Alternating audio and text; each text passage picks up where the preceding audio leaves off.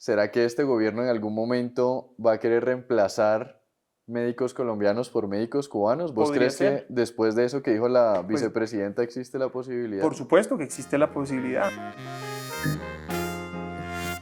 Bueno, estamos acá con Miguel Uribe Turbay. Muchas gracias por este espacio.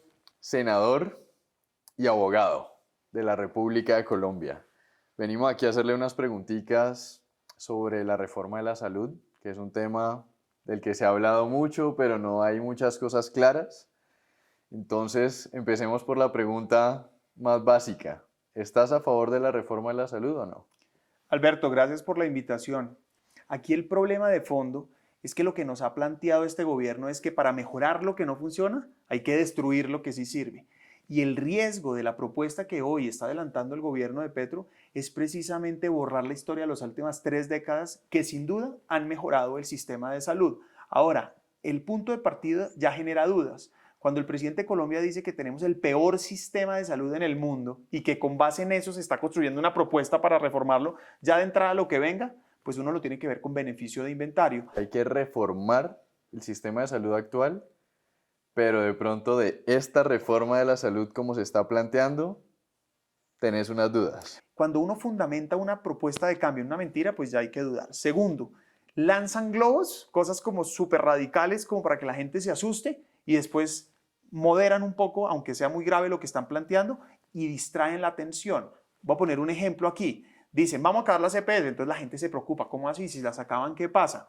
Después nos dicen, bueno, no las vamos a acabar, pero les vamos a quitar la plata. La plata va para las alcaldías locales, por dar un ejemplo. Entonces al final nos englobamos viendo si había que defender las EPS o no, y por el otro lado el negocio finalmente lo concretan de otra manera. Entonces, ¿por qué planteo eso? Porque todavía no sabemos exactamente qué es lo que se está proponiendo.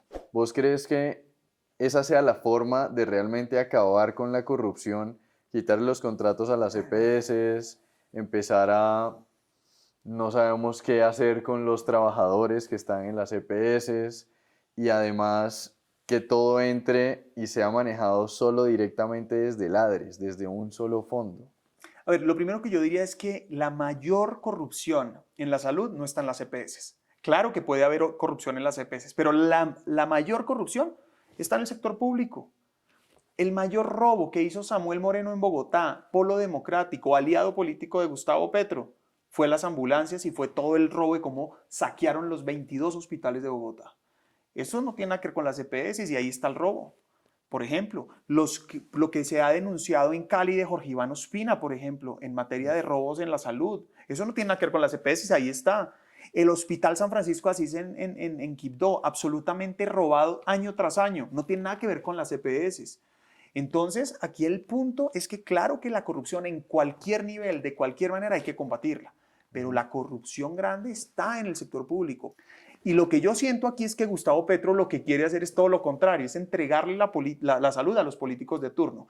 Si elimina las EPS y le entrega de entrada la plata a las entidades territoriales, es decir, alcaldías o gobernaciones, para que paguen directamente a las IPS o prestadores de salud, ahí sí nos fregamos.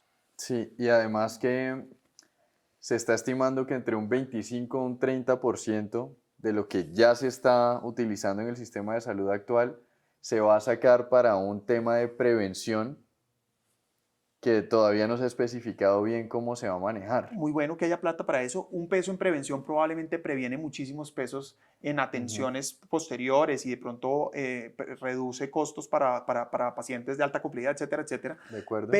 Pero el fondo es que, ¿quién va a hacerlo? ¿Cómo se va a administrar?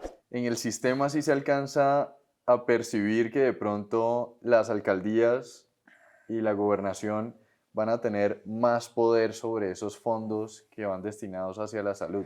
Y yo lo que temo es que la verdadera intención de Gustavo Petro no es mejorar el sistema de salud, es hacer política con la plata que va a coger, porque es que estamos hablando de que ahora el director de la ADRES va a ser un tipo que va a manejar más de 80 billones de pesos, va a ser la persona con más presupuesto de Colombia. Y eso lo que implica es que además se lo va a girar directamente a las alcaldías del país. Yo me pregunto en un año electoral qué pasa con esa plata, por ejemplo. O sea, ya ha habido experiencias parecidas a esta reforma de la salud que se plantea. Por supuesto, comencemos con el Seguro Social, el FOSIGA, las EPS transitorias, que era entregarle como a las secretarías de salud la posibilidad de que prestaran como un servicio parecido a lo que eran, pues después fueron las EPS. Todo fracasó, la plata se perdió, no hubo realmente mejoría en la calidad del servicio, pero además se robaron la plata.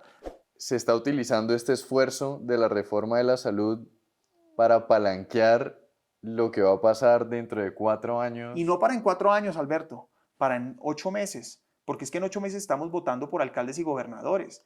Y es ahí donde este señor necesita, Gustavo Petro, ratificar su poder local, porque de ahí entonces, ¿qué va a pasar? Que va a tener ya la posibilidad de tener poder gobierno, poder nacional, poder local, y pues, no, pues nos podemos esperar lo peor. Y con respecto al tema que también se habla mucho en este momento, que es que las EPS están manejando sus propias finanzas sin supervisión alguna prácticamente.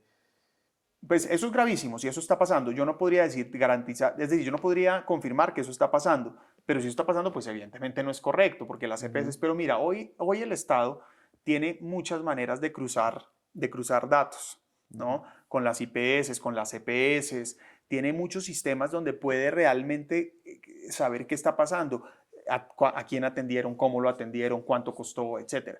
El problema muchas veces también es el que reporta. Bueno, y la última pregunta, que es un poquito más extremista, que me la han hecho a través de mis redes sociales.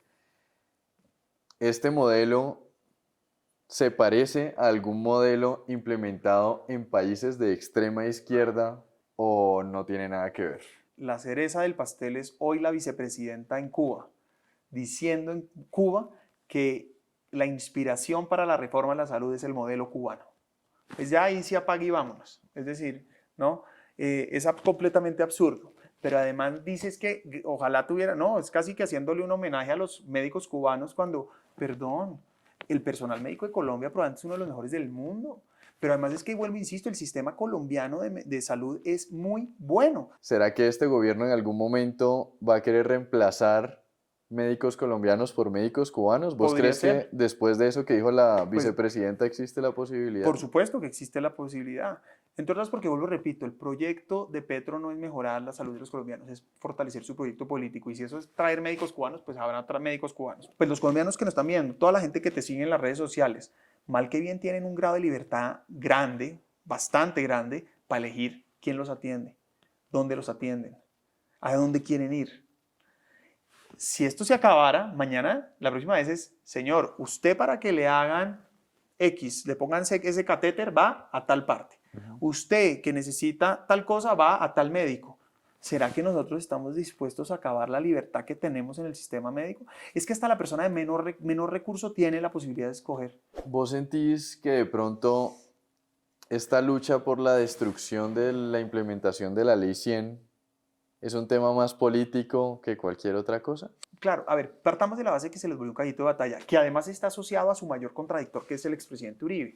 Los que hoy gobiernan, su gran propuesta ha sido tratar de decir, es decir, ser contradictores de la propuesta del presidente Uribe. Me contaba alguien hace poquito que unos técnicos que trabajaban en el gobierno en materia de salud, en Perú, contratando a colombianos a decirles cómo les ayudan a mejorar el sistema de salud con base en lo que aquí pasa. Y aquí al revés, ¿no? Aquí a destruirlo.